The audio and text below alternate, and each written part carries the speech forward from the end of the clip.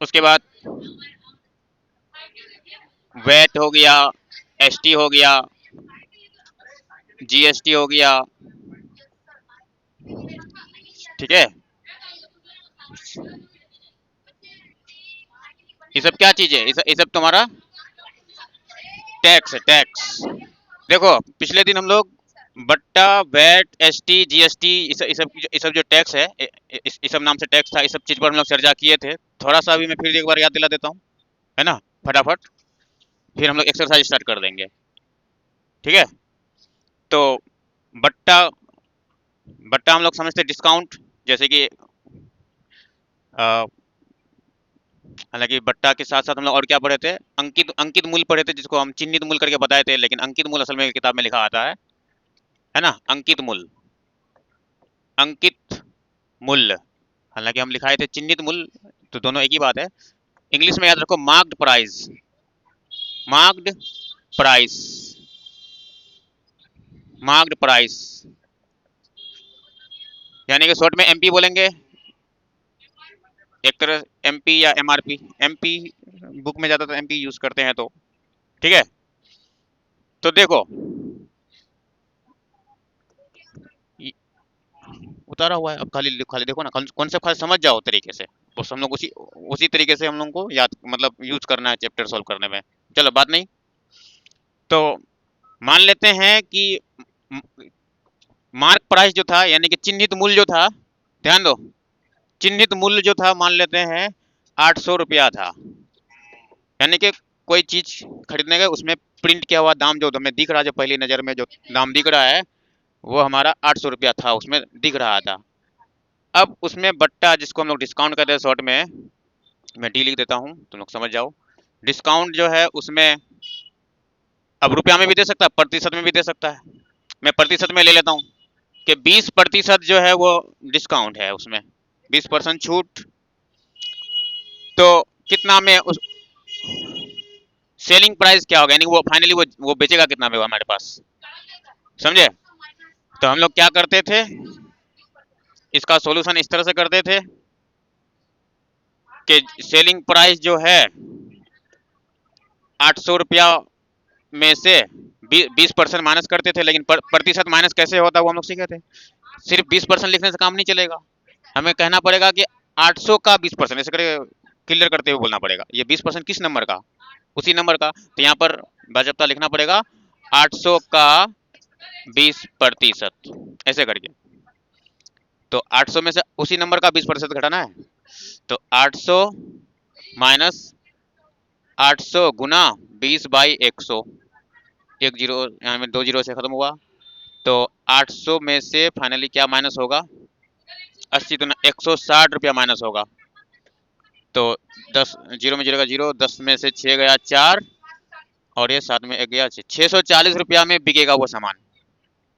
ठीक है, अब ये अगर प्रतिशत में नहीं होता, डायरेक्ट नंबर देता तो डायरेक्ट घटा देते, अगर डायरेक्ट संख्या में दे कि इतना रुपये का छूट, कभी कभी रुपया के हिसाब से छूट देता, लेकिन प्रतिशत में देगा तो डायरेक्ट 20%, ऐसे खाली -20% नहीं लिख देना, उसी नंबर का 20% इतना लिखने का याद रखना है। क्लियर हो गया।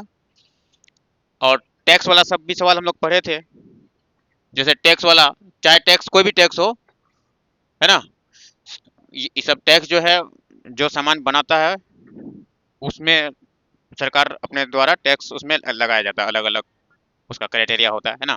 तो अलग अलग तरीके से टैक्स, कोई कभी वैल्यू एडेड टैक्स, कभी सेल टैक्स, कभी गुड सर्विस टैक्स, अलग अलग नाम से उसमें टैक्स सरकार लेती है जहाँ पर सामान बनता है।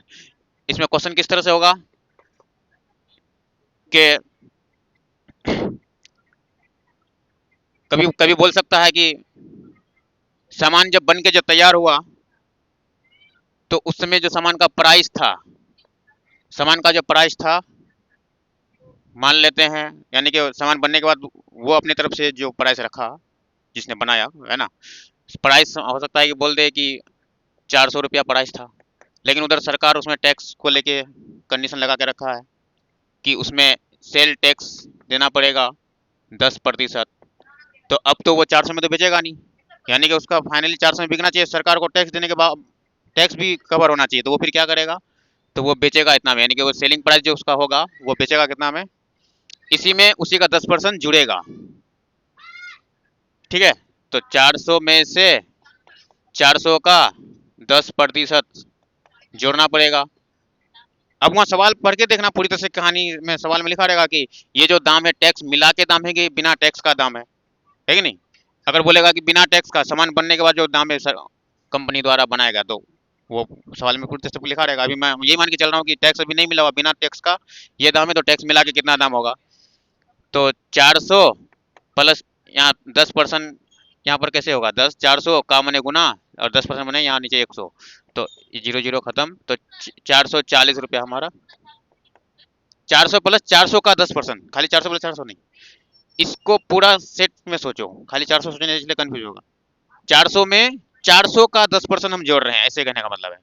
आखिर ये 10% जोड़ना होगा ना, तो वो 10% किसी ना किसी नंबर का होगा, तो उसी नंबर का 10% जोड़ना होगा। कभी कभी बोलेगा कि टैक्स मिला के दाम इतना था, तो बिना टैक्स का क्या दाम था। उल्टा वाला ज्यादा ध्यान रखना, थोड़ा सा उल्टा वाला ध्यान रखना, मैं बता रहा हूँ।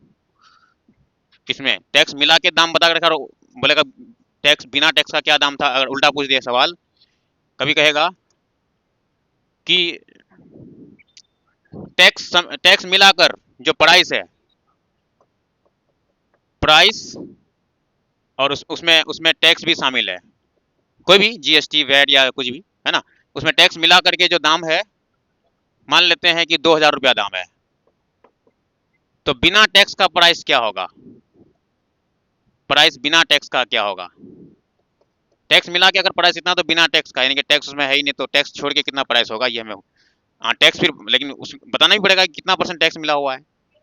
तो टैक्स मान के चलो बता दिया था कि 20% टैक्स मिलाया था, तो इस नंबर में 20% टैक्स पहले से शामिल है, तो बिना टैक्स का क्या दाम था। तो अब इसमें से 20% माइनस जो करोगे, किसका 20% माइनस करोगे, तो बोलेगा कि उसी उसी नंबर का अगर कहोगे तो गलत हो जाएगा। 400 का 10% 40 टका होता है, उधर 400 का 10% सोल्व कर, 400 का 10% उधर लिए। बोर्ड मास क्या करता है, जोड़ पहले की का पहले, का ऑफ, का मैंने ऑफ, ऑफ पहले, उधर पहले सोल्व होता है, ये वाला टुकड़ा पहले सोल्व होगा। तो 400 का 10% हम सोल्व किया तो हमको 40 मिला, और इधर 400 प्लस में था, मिल गया, तो 440। तो यहाँ पर देखो, यहाँ पर 200 का 20% अगर घटा रहे हो तो ये गलत कर रहे हो, 200 का 20% नहीं घटेगा। हाँ मतलब 2000, हाँ 2000 का 20% नहीं घटा सकते हो, यहाँ जो नंबर है उसका 20% नहीं घटा सकते हो, क्योंकि यहाँ सोचने का फेर है बस। अगर ये 2000 बना होगा, तो यहाँ पहले पहले सामान का दाम तय होगा।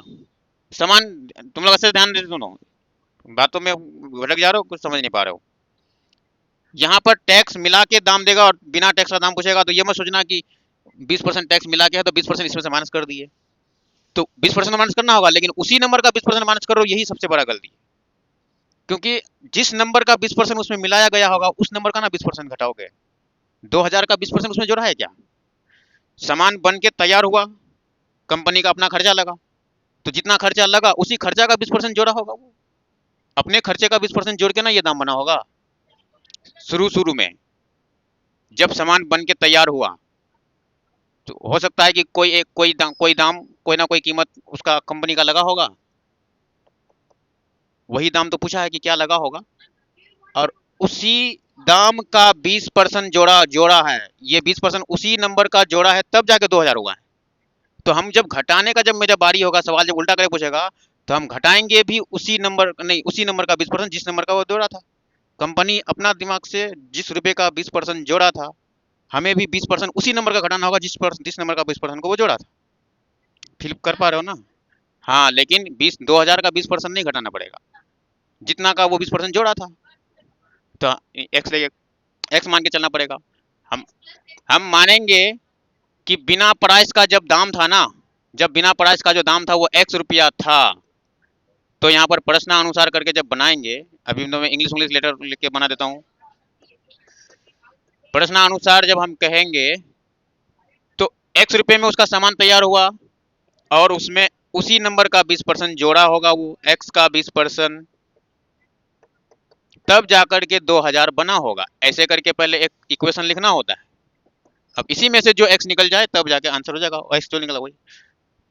तो ये 20% पुराने कीमत का था, ठीक है। तो x प्लस x गुना 20/100 और यहाँ पर 2000, यहाँ 20 एकम 20, 20 5 100 कर लिए, 1/5 उधर जाके 5/1 हो जाएगा।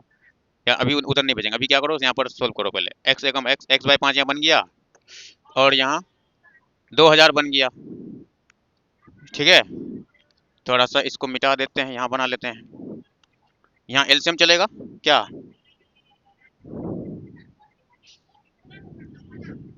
हाँ, कहाँ पर 200 लेके, ओ यहाँ 2000 करो। चलो इधर 2000 है मेरे पास, यहाँ मेरा क्या होगा, x के नीचे 1 मानेंगे तो 1 और 5 का एलसीएम 5, तो यहाँ 5x होगा कि नहीं, एक ने उसको क्या बार में काटा, 5 बार में, 5 इससे गुना हो गया, हर जगह 200 ले गए क्या?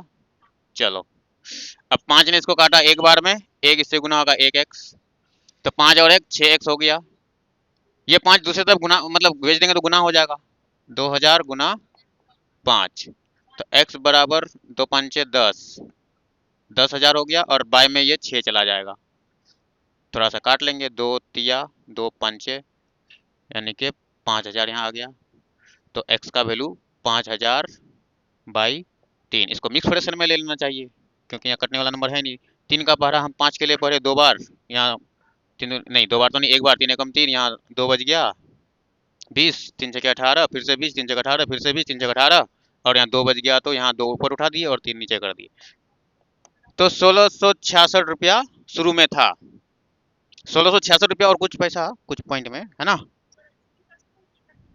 हाँ जितना बच जाएगा वो ऊपर, मतलब हमने क्या किया यहाँ पर ऐसे ऐसे भाग दिया, तो यहाँ जो लास्ट में शेष बच गया उसको ऊपर उठा दिए, मिक्स फ्रैक्शन, क्लियर हुआ।